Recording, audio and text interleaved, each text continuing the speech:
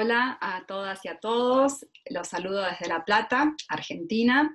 Yo soy María Pocio, soy licenciada en Sociología y doctora en Ciencias Antropológicas.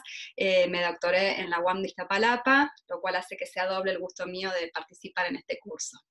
Bueno, en el video de hoy brevemente les quiero contar en qué consiste la categoría género, ya que el curso, las clases que a mí me tocan, van a consistir en poder relacionar lo que es el género con el urbanismo. Entonces, para eso vamos a empezar por clarificar a qué nos referimos cuando hablamos de género. La categoría de género implica pensar el procesamiento cultural de la diferencia sexual. ¿Qué significa esto? En un primer momento, algunas antropólogas como Margaret Mead plantearon al estudiar otras culturas que en esas otras culturas los roles adjudicados a las mujeres y a los varones, las valoraciones, aquello que se consideraba femenino y se consideraba masculino, era diferente que tal como lo considerábamos en Occidente. ¿Qué significaba esto? Que lo que hace el mundo de lo masculino, lo que hace el mundo de lo femenino, lo que hacen las mujeres y lo que hacen los varones, bueno, no está dado por la naturaleza. Después, un tiempo más tarde, vino Simone de Beauvoir a decirnos esta frase tan contundente de que mujer no se nace, se hace. Es decir, no es algo que viene dado con el cuerpo, con la naturaleza, con la biología, sino que es algo que las culturas y las sociedades procesan y transforman. De modo que la primera cosa que nos tiene que quedar claro acerca del género es que el género no está dado por un cuerpo, no está dado por unos genitales, sino que está dado por la construcción social y cultural de esa diferencia de cuerpos y de genitales, ¿sí? Esa como la primera cuestión a considerar.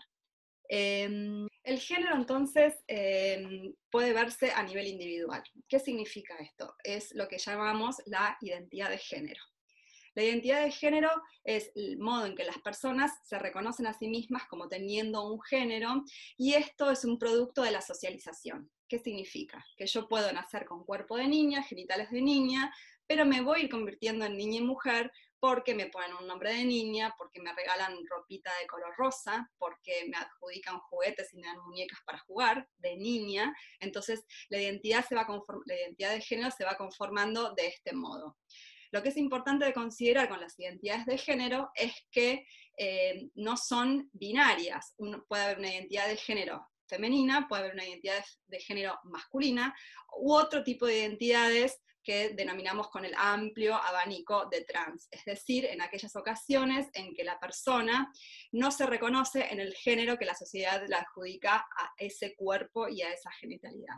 Bien, si la identidad de género es el género a nivel de los sujetos, de los individuos, también tenemos el género como un sistema, lo que algunas autoras, por ejemplo una autora que se llama Gayle Rubin, menciona como el sistema sexo-género. ¿Esto qué significa? Que el género, justamente como es el procesamiento cultural de la diferencia sexual, es un elemento estructural a las sociedades, es el modo en que se organizan las diferencias de género, se valorizan de manera distinta y se produce y reproduce en las relaciones sociales, en las instituciones, en las familias, etcétera, etcétera. Entonces hay un ordenamiento de género, y el ordenamiento de género de nuestras sociedades occidentales es un ordenamiento de género que subordina algunas identidades y jerarquiza otras. Así es como vivimos en un sistema de género que muchas autoras feministas han nominado como patriarcal, en el sentido que se valora y se jerarquiza todo lo que es lo masculino y sobre todo lo heterosexual, o sea, el varón sexual, el varón heterosexual es el que está a la cabeza de la estructura de poder, y el resto de las identidades de género, no solamente las femeninas, sino también todas las otras identidades o disidencias, son subordinadas. Bien, entonces tenemos lo que es la categoría de género con estos dos aspectos, el individual en la identidad de género y el estructural o social en la conceptualización de sistemas sexo-género. Bien, es importante que entremos con estos conceptos a empezar a entender qué es la perspectiva de género, que como su nombre lo indica es una perspectiva, una mirada, unos lentes a partir de los cuales empezamos a entender el mundo con estos conceptos. Entonces, si hay algo que la perspectiva de género va a señalar, es que no siempre la diferencia implica desigualdad, pero que el sistema sexo-género sí entraña desigualdades para ciertas identidades genéricas, sobre todo para las vinculadas al mundo de lo femenino. Entonces, lo que va a hacer la perspectiva de género es empezar a señalar las desigualdades existentes en el sistema de género, cómo algunas identidades de género son subordinadas, son violentadas, no tienen las mismas condiciones para enfrentarse a la vida y para ser valoradas. Entonces, la perspectiva de género, al señalar las desigualdades, también debiera comenzar a construir las formas de paliarlas o transformarlas. Los de género y la historia feminista plantean que desde los orígenes de las culturas humanas se generó una división sexual del trabajo, ¿sí?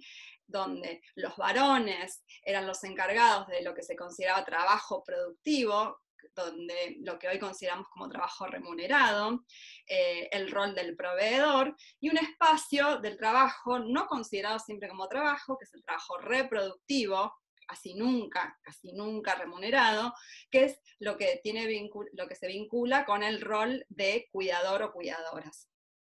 Entonces, una cuestión central es ver cómo la división sexual del trabajo está presente en todos lados y condiciona los roles que se adjudican a unos y otros, y condiciona el modo en que entonces los valores, los símbolos y las estructuras sociales se organizan en función del género. De esta manera, la perspectiva de género, en sus lentes que tiene, siempre tiene que estar pensando en la división sexual del trabajo.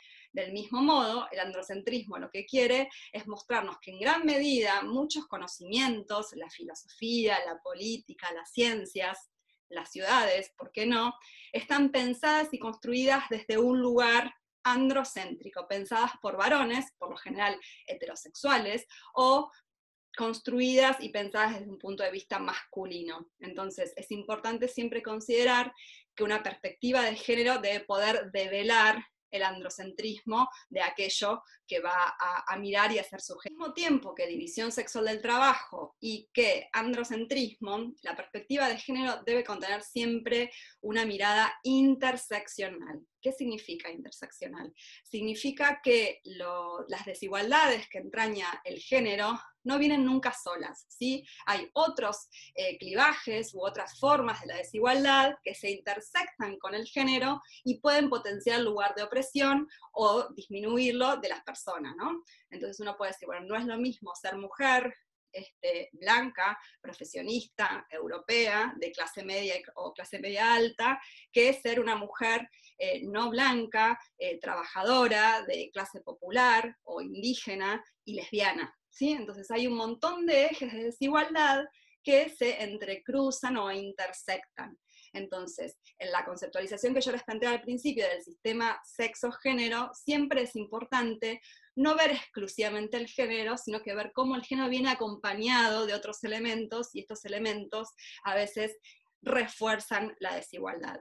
En este sentido, es importante tener en cuenta, sobre todo a la hora de pensar el fenómeno urbano, el modo en que las orientaciones sexuales, que también hay orientaciones sexuales subordinadas dentro del sistema sexo-género, también son un elemento que se intersecta con el género y que contribuyen o potencian ciertas desigualdades. Ese es el caso de lo que conocemos hoy como diversidad sexual, o los colectivos de personas cuyas orientaciones sexuales, ergo sus identidades de género, porque la orientación sexual es una parte bien importante de la noción de identidad de género de cada persona. Las orientaciones sexuales entonces hacen o son un elemento más que refuerza las desigualdades. ¿Esto qué quiere decir? Que un varón heterosexual es mejor valorado en nuestro sistema sexo-género que un varón homosexual, pero a la vez una persona trans con cuerpo o travesti, o con una orientación sexual distinta, o una persona intersex, ¿sí? Que son aquellas personas que su genitalidad no permite claramente decir, bueno, es masculino o femenino. Estas personas sufren las desigualdades de manera potenciada, porque no es solamente el género lo que los está subordinando, sino son muchos otros elementos. Entonces es importante ver que la perspectiva de género no solamente puede ser reducida a ver qué le pasa a las mujeres, sino que la perspectiva de género está pensando también en un aspecto mucho más amplio. El género está incluyendo